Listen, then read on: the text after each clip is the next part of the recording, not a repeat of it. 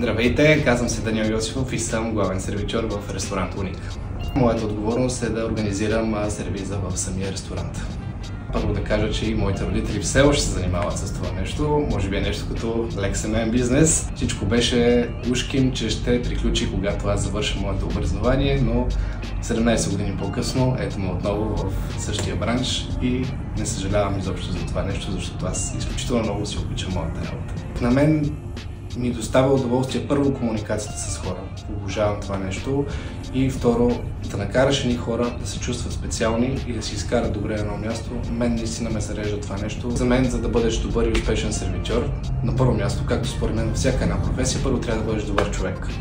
Но и трябва да бъдеш много добър психолог, защото ти на всяка една маса трябва да подхождаш по абсолютно различен начин, защото всеки човек носи в себе си самото настроение. Има хора, които наистина подценяват тази професия и наистина се отнасят леко пренебрежително. Но това пак е част от професионализма, да запазиш самообладание и да можеш да отреагираш адекватно на дадена ситуация.